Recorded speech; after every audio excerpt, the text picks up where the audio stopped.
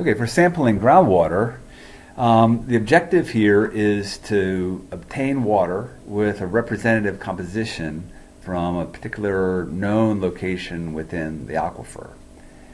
And this is not so straightforward for a variety of reasons. One of the main reasons is that the wellbore itself, the thing that we have to create in order to access the water in the aquifer, that wellbore affects the composition of the water. Also, the sampling process itself will affect the composition, so that needs to be taken into account. And when we take the sample, the sampling process affects the composition above ground as well, so we need to keep that in mind. All right, so the wellbore is, when we put a well into an aquifer, we have a pipe in there that's, usually it's a pipe. In some cases, particularly around here, some of the wells are an open hole without a pipe, and so that can actually have some advantages in some cases. But I guess in the big picture, we've altered the formation in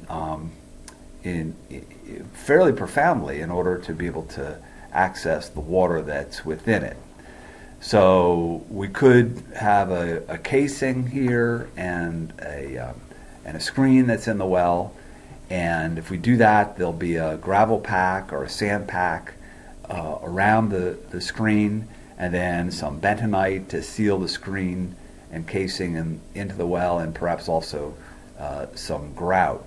So all those materials, the screen, the sand, the bentonite, and the grout, those all have potential for altering the composition of the water. Now they're selected so that will be minimal, but nevertheless, there are interactions that happen and can cause some problems. The other thing that happens, let's see. So yeah, there's a nice animation of the wellbore itself interacting with the water and changing the composition. But another thing that can happen is that the headspace here is filled with gas, filled with air, or perhaps other gases if there's been some microbial processes going on. And if it's just filled with air, though, then the composition of the gases here are probably different than the composition of the groundwater. For example, there probably is a lot more oxygen up here than there is dissolved in the water down here.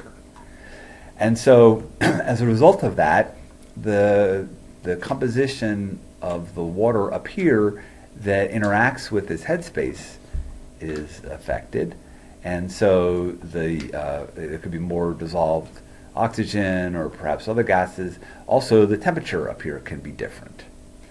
And so, as a result, there's a region up here that is going to be different composition than the water down here, and different yet than the water in the aquifer. At least in some cases, that happens, and this is the general concern, that this alteration can happen. If you have more or different dissolved gases, then or really any kind of chemical effect, then you can also have biochemical reactions that are going on that alter things further. Okay, you can have microbes growing. If you increase the oxygen content and you have a steel casing down here, then there are bacteria that interact with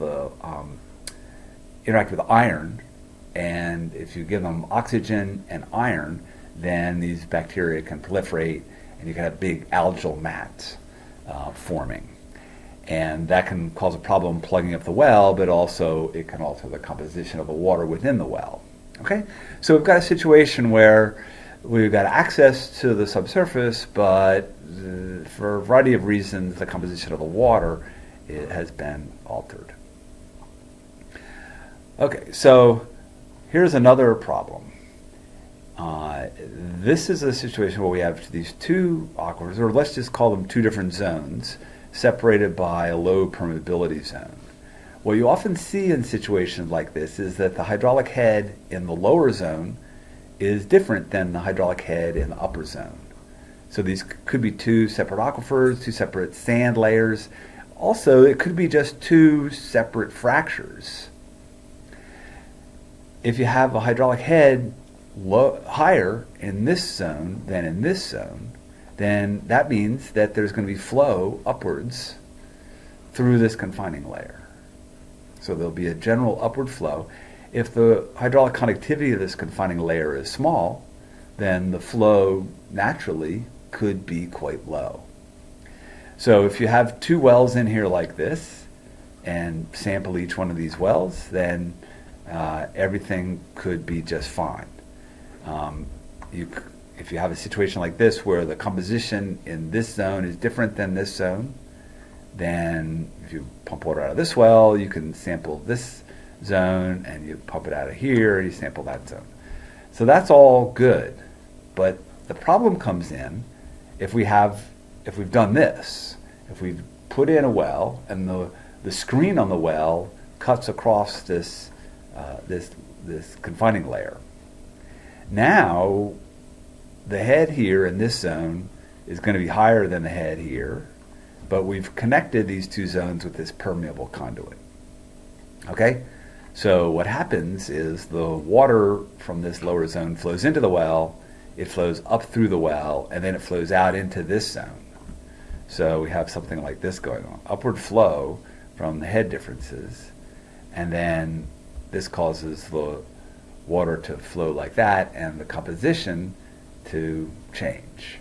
So the composition from the lower well, the compounds that are in that water move upward and then move out into the upper aquifer, and they mix, and depending on what those compositions are, there may be reactions between the waters, and that may change things further. So what this means is that whenever you have flow along a wellbore, as you go down and sample in this well, the composition of the water that you find in here may be different than the composition anywhere out in the aquifer, because it may be a mixture where even some reactions have gone on. Okay, so that ends up being a pretty big problem. This kind of looks like a special case where you would have these two zones and a permeable layer, or a low permeability layer. But in fact, this is really common. There are vertical gradients, vertical hydraulic head gradients in most places that would cause this kind of flow. Where you have fractures, often the head in two different fractures at different depths are slightly different, and so there's going to be vertical flow between them. So this is quite a common effect. So that's going to be a confounding thing that we need to certainly be aware of and try to account for if we can. All right, so what are we going to do about all of this? Well, one possibility, and the standard thing, is to purge out the well and remove the water that's interacted with the well and had the composition change, and allow that water to be replaced by water with basically replaced by the groundwater. It'll flow in and flush this water out as we pump it. So the standard approach here is to purge out 3 wellbore volumes and remove the water and allow the groundwater to flow back in. And then when you're done purging 3 wellbore volumes, the assumption is that then is groundwater, and you can take your sample.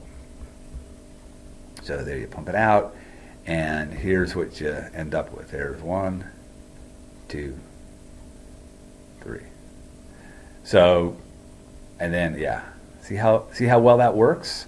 Pump out those 3 wellbore volumes, and now the water has cleared up, and it's the same composition as it is in the aquifer. So that's great. One of the problems is, though, that you've got to pump all this water This can be quite a lot of water depending upon the depth of the well and the diameter of the well. And that can be both cumbersome and expensive. So here, this animation is showing that when we pump the water out, we're drawing water in from the aquifer. So now we get access to that water. But here are some of the problems. That because it can be a fairly large volume, it can take a fairly long time to pump out the required volume. Depends on the size of the well and the total volume that has to be pumped, as well as the rate at which the pump that you have can remove the water.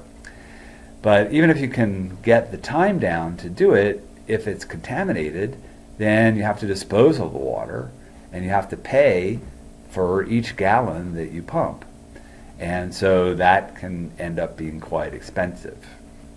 Another problem is that if this well is completed in relatively low conductivity material, if it's in crystalline rock with just a few fractures in it, similar to the rock that we have around here in some places, then you would pump the water out in the well, and if the hydraulic conductivity in this region is low, then the rate at which the water flows back into the well can be quite slow.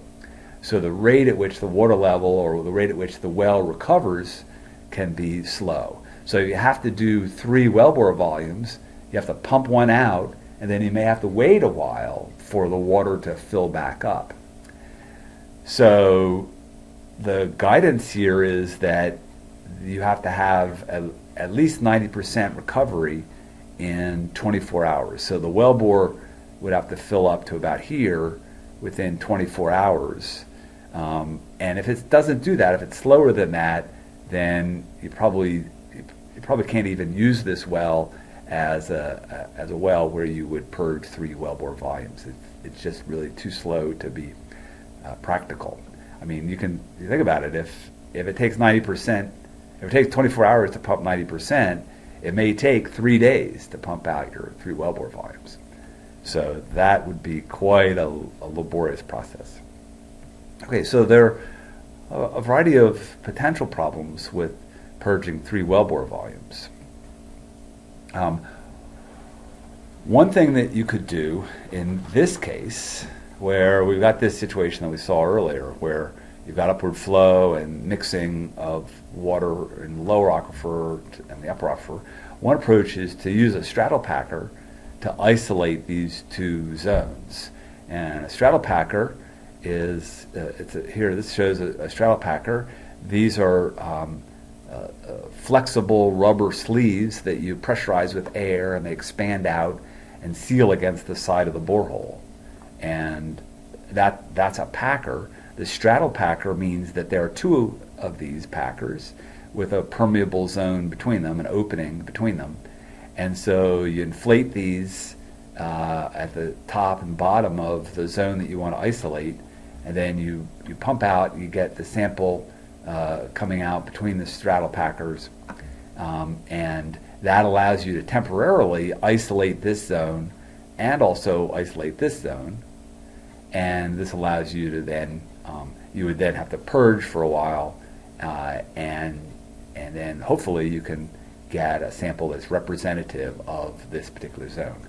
I mean, you have to keep in mind, if you've done this, if you've drilled this well, and you let this well sit here like this for a long time, then the water from here has flowed up and gone into this aquifer for a long time, and you may have just altered the composition of this zone up here in a way that would be difficult to recover from purging. So you may have actually changed things in a permanent way, but this use of a packer is a way to temporarily isolate the zone and at least get access to this zone and find out what the composition is like now. This is particularly good for open holes where this is the rock, and there would be fractures here that you can access.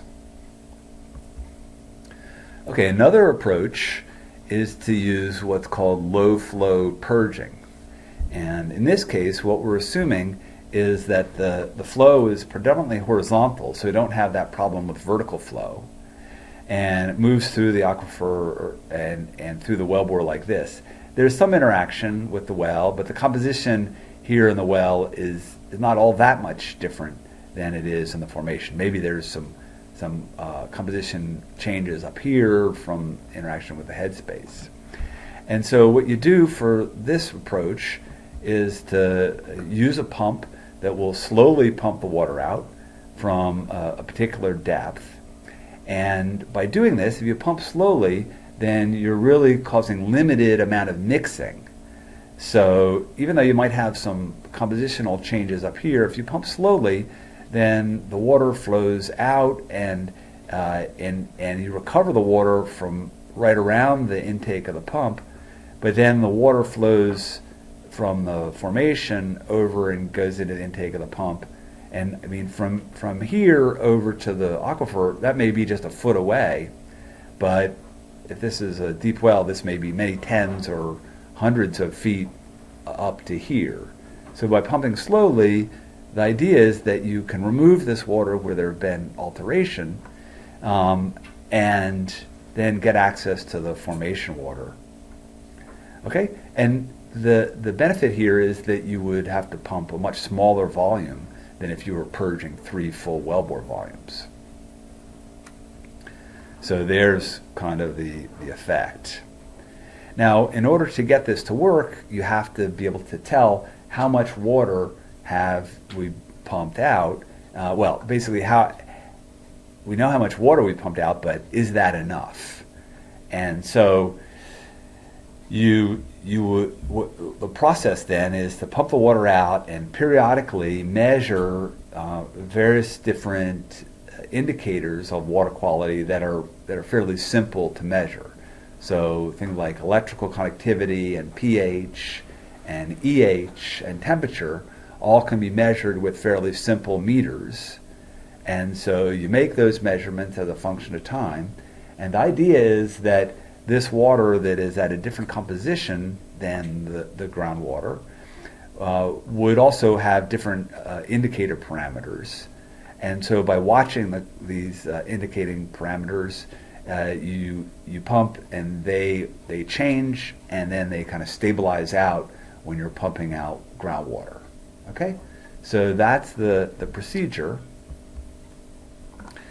So here's the protocol, and it's more or less what we've been talking about. You measure the water level, put in the pump, measure the water level again to make sure that you haven't altered the water level by putting in the pump. Start pumping, and then the first thing you need to do is establish a pumping rate where you're pumping water out of the well without causing much drawdown. So the general guidelines is that you want to keep less than 4 inches of drawdown.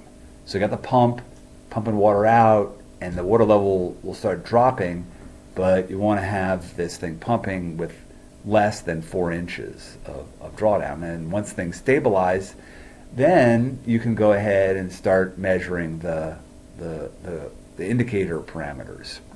And you do that approximately every 5 minutes. And here are the things that you can measure. We'll be set up to measure everything but dissolved oxygen, so we're not going to include that, but the electrical conductivity, temperature, oxidation reduction potential, pH, dissolved oxygen and turbidity, those are the standard ones in the EPA guidelines. And so you take samples, and then when these parameter values have stabilized between 3 consecutive readings, then you say, okay, it's stabilized, we're pumping out groundwater, we're good to go. And then you take your sample. So the EPA conditions, these are described in this document here, if you want to look at this in more detail. And the EPA specifies how much you can have these parameters change between consecutive readings, or how these are the thresholds, and the change has to be less than this in order to say that it's stabilized. So these percentage changes are dependent on what the parameter is. And so you would make the measurement and then calculate how much it's changed since the last one, and once you get down below these thresholds, then you're good to go. And so what happens? The whole thing is that this is designed to speed up the sampling process. And so the guidance is that if you do this for 2 hours, and then after 2 hours you kind of evaluate the situation and say, well, has it stabilized? And if it's stabilized by then you take the sample and you're good. But after 2 hours, if it hasn't stabilized, then what do you do? Well, one possibility is you just keep going. If you have to have a sample where it's stabilized, then you keep pumping and wait till it stabilizes. Another possibility is you stop pumping and go home, and if you have to have it stabilized before you can take a sample, then you don't take the sample and you explain what happens in your report. Then you had a protocol that you had to adhere to, and this is what happened when you did that. The other possibility, though, and this is probably what you would do, is you would take a sample and then stop pumping, and you would explain that the sample that you took was done after a certain amount of pumping, that it didn't stabilize, but you took a sample anyway. And then based on the results from that analysis, based on this occurrence here, that may affect how well basically it may affect what you do with this analysis result. If it's not adhering to the protocol, then the composition that you measure may be compromised, and so you just have to take that into account. It may be fine though. Maybe the indicator parameters are slightly out of spec, but it really wouldn't affect the thing that you're trying to analyze for. So I think the message here is that there's some flexibility in what you would do. The important thing is that you document what you do and you describe it in the report that you put together so that it's quite clear. Okay, and there's one more type of sampling that I want to talk about, and this doesn't involve any kind of pumping. And the scenario here is that we have some horizontal flow, and so that there's some exchange between the aquifer and the wellbore, some flow process, and the way we're going to get the sample in this case is to take a polyethylene bag and fill it with deionized water and seal it. So you can think of this as a baggie, like you might have, you might put your sandwich in for lunch. Usually it's a longer, thin tube, but it's basically the same kind of material as baggie material. You fill it with deionized water, you attach a weight to it so it sinks, and you drop it down in the well. And then what happens is that the polyethylene is a very poor barrier to organic compounds that are dissolved in water. Those organic compounds can diffuse across the baggie really easily. And so you put this in the well, the compounds diffuse across this polyethylene membrane, and the concentration inside of the baggie is elevated, and basically eventually with these two equilibrate, and the composition inside the baggie is the same as the composition outside the baggie. And then you pull this out. Let's see, I've got a graphic of this. I think here we go. There we go. Okay, so the compositions equilibrate, and this works really quite well for organic compounds. For inorganic compounds, then a regular baggie is not going to be too effective because a regular baggie will form a pretty good barrier to inorganic compounds. But you can use different kinds of membranes for other kinds of compounds. And the end result then is that you have a tether tied to a vessel, a baggie, or a container of water that's equilibrated with the water in the well, you can then pull that out and analyze that and determine the composition and the subsurface that way.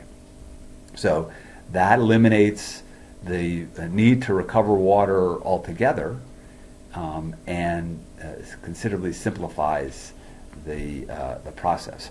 There have been some studies that have compared these two different methods of sampling, and certainly in some situations, the diffusion bag sampler gives you results that are really quite similar to the kind of result that you might get from low flow purging.